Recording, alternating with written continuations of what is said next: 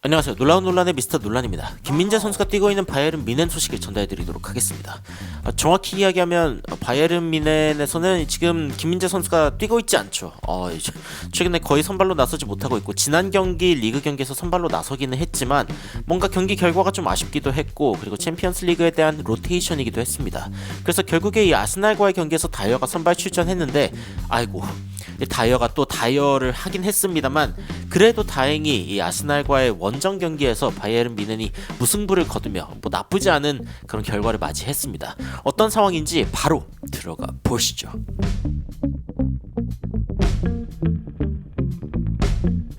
일단 아스날의 라인업입니다. 라야, 키비어르, 가브리엘, 살리바, 화이트, 라이스, 조르지뉴, 웨데가르드, 마르티넬리, 하베르츠, 사카.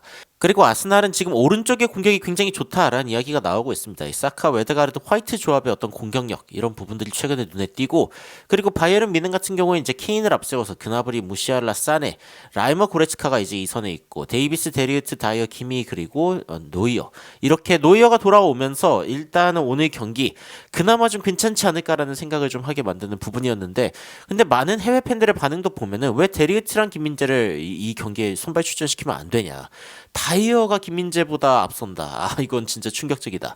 왜 불평하는지 모르겠다. 다이어가 아직까지 태클을 놓친 적은 없지 않냐. 그렇죠. 태클을 하지 않기 때문에 사실상 뭐 여러 가지 어떤 비꼬는 이야기들과 다이어의 어떤 출전에 대해 의문을 갖는 그런 팬들이 여전히 있습니다만, 여하튼 오늘 경기를 보면은 그 이유가 좀 드러납니다. 자, 일단 전반 6분 상황입니다. 다이어에게 공이 갈 때 기본적으로 아스날은 이 다이어가 압박 상황에서 잘 대처를 못한다는 걸 알기 때문에 바로 압박을 해주는 그런 모습을 보여줍니다. 바로 이제 다이어가 패스할 길들을 이제 읽는 거죠. 그러면서 다이어가 패스를 했을 때 뺏어내서 공격으로 이제 이어가는 그런 모습을 보여주기도 했고, 결국에 이제 첫 번째 골도 다이어 쪽에서 나왔죠. 11분 상황. 측면 쪽에서 공을 이제 전개한 뒤에 안쪽으로 공을 넣어줬는데, 사카가 이제 공을 잡아내면서 몸을 돌립니다. 그리고 상대는 다이어죠. 이 상황에서 다이어가 앞에 있는데, 그리고 사실은 이제 다이어가 좀 멀리 있는 걸 보고 두 명의 동료들이 돌아와서 이제 도와주긴 했지만, 다이어가 사실상 거의 투명인간 취급이 되면서 사카가 그대로 공을 꽂아 넣었습니다. 야, 이 슈팅이 좋기는 좋았는데, 다이어의 여전한 뒷짐 수비 여러분들 보셨죠? 사카는 거의 뭐 다이어를 보지도 않은 것처럼 그대로 무시하면서 왼발 각도로 슈팅을 꽂아 넣었습니다. 다이어라서 실점했다라고 이야기할 수 있는 장면이겠죠. 그런 장면이고, 그리고 15분에도 사실은 다이어가 또 결정적인 실수를 하나 합니다. 이 공이 중간 쪽으로 전개됐을 때 끌려 나오는 모습을 보여주는데, 여기에서 공간을 완벽하게 활용해 버리게 되죠. 그래서 스루 패스를 넣어주고, 이 슈팅이 사실상 노이어에게 정면으로 갔길 망정이지, 만약에 유효 슈팅 좀 더 정밀한 슈팅이 되었다라고 하면은 뭐 바이에른 미넨은 바로 무너졌을 수도 있었는데, 다행히 이 공이 그대로 노이어의 품에 안기면서 노이어도 진짜 대단한 게, 이 가까운 거리에서 꽤 센 슈팅을 날렸는데 그대로 잡아내더라고요. 노이어도 참 대단한 키퍼입니다. 여하튼 자, 18분 장면. 미넨이 이제 동점골을 넣을 수 있었던 장면인데, 이 장면이 이제 그 아스날의 패스 미스에서부터 시작합니다. 이 패스가 사실상 앞으로 전개되려고 한 건데 지나가 버렸죠. 그러면서 이제 바이에른 미넨의 공격이 시작되었고, 이 스루 패스가 엄청나게 좋았습니다. 여기에서 들어간 스루 패스가 결국에 뛰어들어가고 있던 고레츠카에게 연결이 됐고, 고레츠카가 그대로 앞으로 뛰어들어가고 있는 그나브리에게 연결하면서 그나브리가 이 공을 마무리. 굉장히 좋은 이 골이 터졌습니다.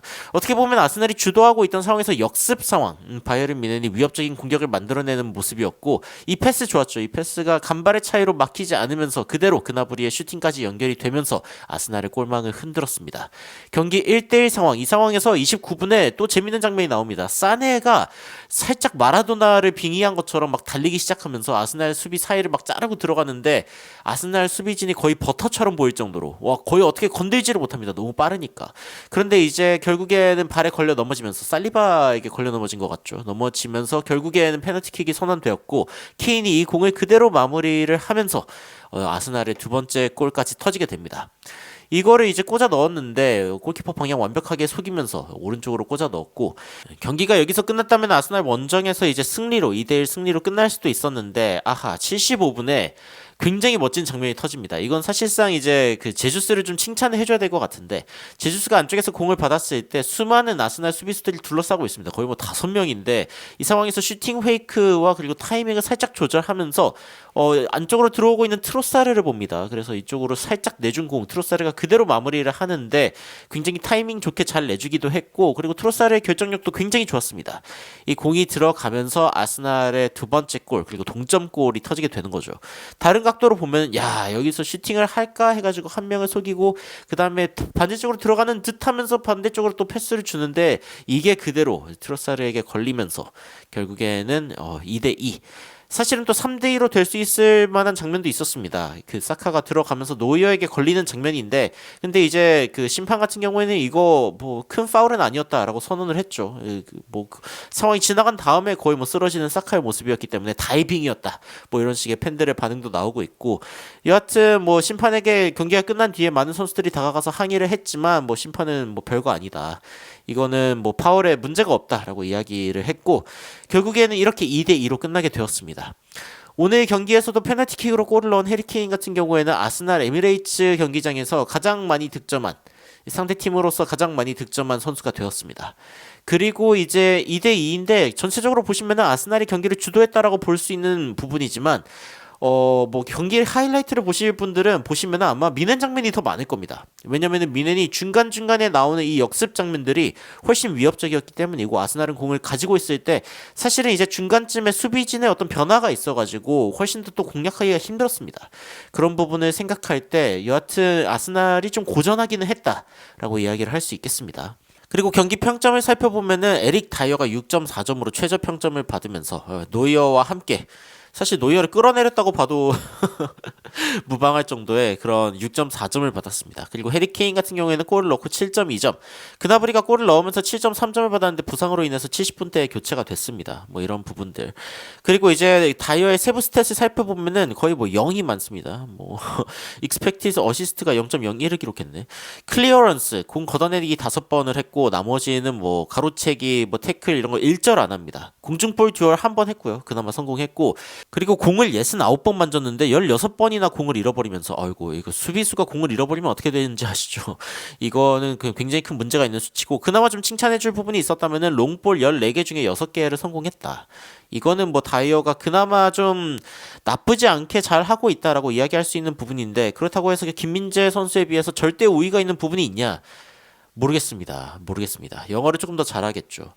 자, 케인 같은 경우에 경기가 끝난 뒤 이런 이야기를 했습니다. 일단은 그 토트넘에 있을 때 최근에 굉장히 좋은 모습을 보여주고 있었기 때문에 아스날과 경기를 하는 이 상황에서 조금 어떻게 보면 아스날을 상대하는 좀 편하죠. 아스날이라는 팀을 EPL에서 자주 겪어봤기 때문에 그리고 토트넘이 최근에 뭐 나쁘지 않은 그런 모습을 보여주고 있었기 때문에 아스날을 상대하는 그런 방법들에 대해서는 어느 정도 숙지가 되어 있는 그런 케인이었고 그리고 이제 오늘 경기 도중에 어쨌건 초반에는 다이어가 집중 공략을 당하기는 했지만 계획을 좀 바꾸었다라고 이야기를 하면서 우리가 공을 가지고 있지 않을 때 어떻게 수비할지에 대해서 중간에 전략이 바뀌었었다라고 이야기를 합니다.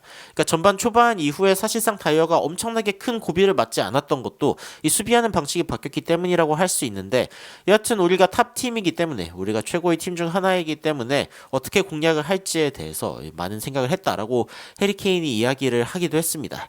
사실 오늘 경기 전체적으로 살펴봤을 때 김민재 선수가 선발 출전했으면 이겼을 텐데라는 생각이 들기도 합니다만 뭐 어쩔 수 없죠. 투헬 감독이 일단은 다이어를 선발로 출전시키기로 결정했으면은 뭐 그렇게 하는 겁니다만 뭐 후반 이후 그리고 사실 이제 몇몇 팬들 반응으로는 다이어가 그래도 오늘 경기 가장 좋은 수비수 중 한 명이었다라고 평하는 그런 해외 팬들도 있긴 있더라고요. 그런데 김민재 선수가 출전했더라면 그리고 김민재 선수가 좀 자신 있는 그런 상황에서 챔피언스 리그 뭐 8강, 4강 이렇게 들어갈 수 있었다라면 좋았을 텐데 라는 생각이 들기도 합니다.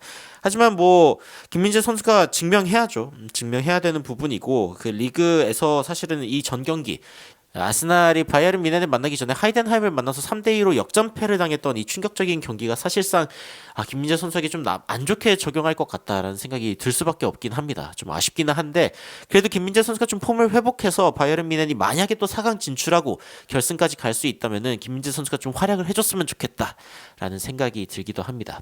여러분들은 오늘 아스날과 바이에른 뮌헨의 경기를 보시면서 어떤 생각이 드셨는지 굉장히 궁금한데 댓글로 의견 남겨주시면 더욱 흥미로운 소식으로 찾아뵙도록 하겠습니다. 이상 놀라운 논란 미스터 논란이었습니다. 시청해주셔서 감사합니다.